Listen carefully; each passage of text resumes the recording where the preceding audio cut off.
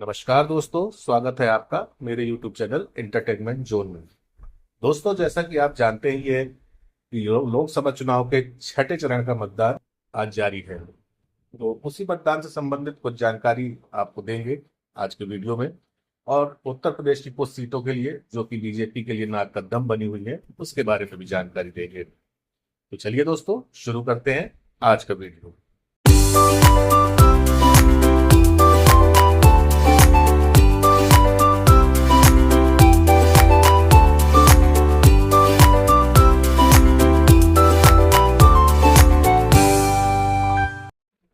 दोस्तों, लोकसभा चुनाव के छठे चरण में वोटिंग की रफ्तार कुछ बेहतर नजर आ रही है। दोपहर 1 बजे तक 39.1% मतदान हुआ है। पश्चिम बंगाल में सबसे ज्यादा और दिल्ली में सबसे कम वोटिंग अभी तक हुई है। दोपहर 11 बजे तक 25.8% वोटिंग हुई है। इससे पहले सुबह 9 बजे तब तक उत्तर प्रदेश में 12.33%, तो दिल्ली में 8.94% मतदान हुआ है। लोकसभा चुनाव 2024 के छठे फेज के लिए वोटिंग जारी है। इस दौरान राष्ट्रपति द्रौपदी मुर्मू, केंद्रीय मंत्री हरदीप पुरी, विदेश मंत्री एस जयशंकर, सांसद गौतम गंभीर, नई दिल्ली सीट से भाजपा उम्मीदवार बांसुरी सोरार समेत कई दिग्गजों ने सुबह सुबह मतदान किया। सभी ने मतदाताओं से बढ़ चढ़कर वोटिंग करने और लोकतंत्र के पर्व में योगदान करने की अपील की है। प्रधानमंत्री नरेंद्र मोदी ने भी छठे चरण के लिए लोगों से भारी संख्या में मतदान करने की अपील की है। इस दौरान 7 राज्यों और एक केंद्र शासित प्रदेश की कुल 58 सीटों पर मतदान हो रहा है। दोस्तों, रॉबर्ट वाड्रा और प्रियंका गांधी के बच्चों मिराया वाड्रा और बेटन रेहान वाड्रा ने भी आज मतदान किया। छठे फेज में 889 उम्मीदवारों के साथ दांव पर है। इसमें मनोज तिवारी, केंद्रीय मंत्री धर्मेंद्र प्रधान, महबूबा मुफ्ती, मनोहर लाल खट्टर, कन्हैया कुमार और बांसुरी स्वराज शामिल हैं।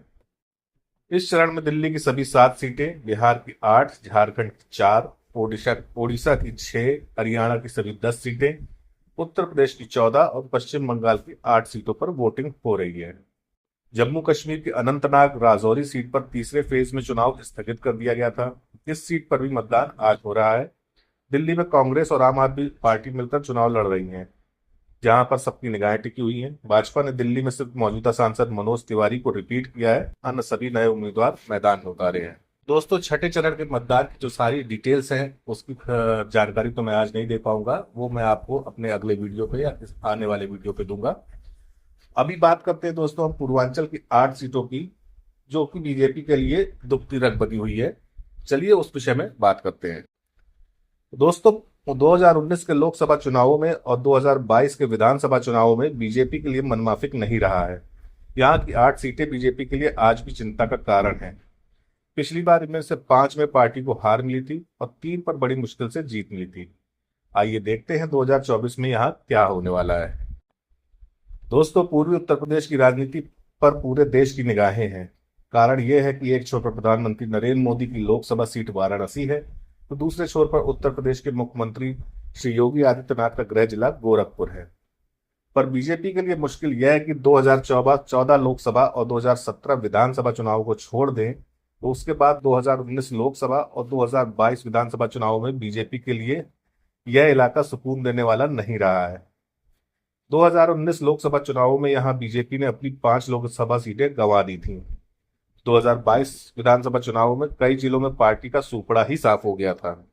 इसी तरह 2019 में 3 लोकसभा सीटें ऐसी थी जहां मामूली वोटों से पार्टी कैंडिडेट चुनाव जीत सके थे।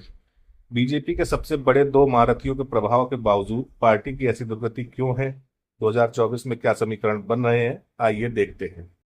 दोस्तों, 2019 के आम चुनाव में आजमगढ़ सीट से सपा अध्यक्ष अखिलेश यादव ने 2.5 लाख से ज्यादा मतों से जीत हासिल की थी।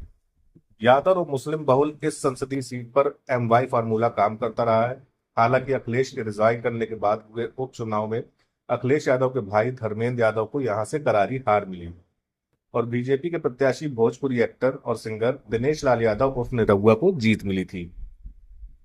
पर जीत का अंतर काफी कम हो गया था। 2024 में समीकरण समाजवादी पार्टी के पक्ष में है, क्योंकि उपचुनाव में बीजेपी के जीत का कारण बने BSP कैंडिडेट गुड्डू जमाली अब समाजवादी पार्टी के साथ है। BSP इस बार कई प्रत्याशी बदलने के चलते पहले जितना प्रभावी नहीं है। तो दोस्तों, आजमगढ़ सीट के बाद नंबर आता है घोसी सीट का। पिछले चुनावों में घोसी लोकसभा सीट पर बहुजन समाज पार्टी के अतुल राय ने चुनाव जीता था। अतुल राय को 1,22,568 मतों के अंतर से जीत मिली थी। पर इस बार समाजवादी पार्टी और बहुजन समाज पार्टी दोनों ने मजबूत उम्मीदवार उतारे हैं। समाजवाद पार्टी से राजीव राय तो बहुजन समाज पार्टी से बालकृष्ण चौहान उम्मीदवार हैं। बालकृष्ण यहां से एक बार सांसद रह चुके हैं। एनडीए ने यहां से सुभासप के अनिल राजभर को उम्मीदवार बनाया है। अनिल राजभर सुभासप अध्यक्ष ओम प्रकाश राजभर के बेटे हैं। बीजेपी ने घोसी के दारा सिंह चौहान को बीजेपी में शामिल किया था, क्योंकि वो चाहते थे कि चौहान नोनिया वोटों का फायदा उन्हें हो सकेगा। पर बीएसपी उम्मीदवार के भी नोनिया जाति से होने के चलते यह फायदा अब एनडीए कैंडिडेट को नहीं मिलेगा। इसी तरह बीजेपी को सवर्ण भूमिहार वोट भी मिलने की उम्मीद भी अब कम है, क्योंकि समाजवादी पार्टी ने भूमिहार समुदाय के कैंडिडेट को उम्मीदवार बनाया है। दोस्तों, इसी कड़ी में तीसरा नंबर आता है गाजीपुर सीट का। गाजीपुर लोकसभा सीट से 2019 का आम चुनाव बहुजन समाज पार्टी के अफजाल अंसारी ने जीता था। उन्होंने यह चुनाव 1,19,392 मतों के अंतर से जीता था। गाजीपुर लोकसभा सीट से बीजेपी के मनोज सिन्हा 3 बार सांसद रह चुके हैं। इस बार मनोज सिन्हा के ही खास पारसनाथ राय को बीजेपी से टिकट मिला है। मनोज सिन्हा जब से कश्मीर के राज्यपाल बने हैं, तब से उनके नाम और काम की काफी चर्चा है। उन्हें लोग प्रधानमंत्री नरेंद्र मोदी का खास समझने लगे हैं।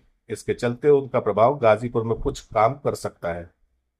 पर मुख्तार अंसारी के मौत के चलते समाजवादी पार्टी प्रत्याशी अफजाल अंसारी को सहानुभूति वोट मिलने की उम्मीद है। पर इस बार बहुजन समाज पार्टी अफजाल अंसारी के साथ नहीं है, इसलिए यहाँ की लड़ाई इस बार कांटे की है। दोस्तों, चौथे नंबर की सीट जौनपुर सीट है। जौनपुर लोकसभा सीट से भी 2019 में बीजेपी को हार का सामना करना पड़ा था। इस सीट से बहुजन समाज पार्टी के श्याम सिंह यादव ने जीत हासिल की थी। 1989 से 2014 के बीच बीजेपी ने यहां से 4 बार लोकसभा का चुनाव जीता था। इस बार बीजेपी ने मुंबई में पूर्वांचल के लोकप्रिय नेता कृपा शंकर सिंह पर दांव खेला है। पर उनका मुकाबला बाबू सिंह कुशवाहा से है, जो समाजवादी पार्टी के टिकट पर चुनावी मैदान में है।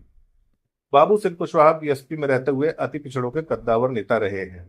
बहुजन समाज पार्टी ने अपने पुराने सांसद श्याम सिंह यादव पर ही भरोसा जताया है।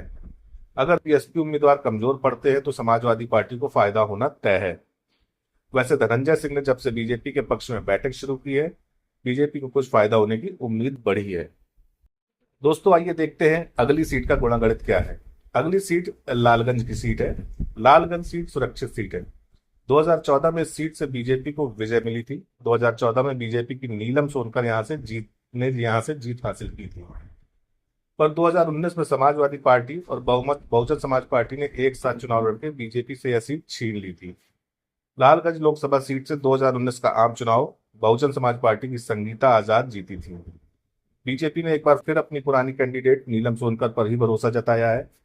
बीएसपी ने यहां से डॉक्टर इंदु चौधरी को मैदान में उतारा है। समाजवाद पार्टी ने पुराने समाजवादी दरोगा सरोज पर भरोसा जताया है। लालगंज सीट पर सबसे अधिक संख्या में मुस्लिम वोटर ही हैं।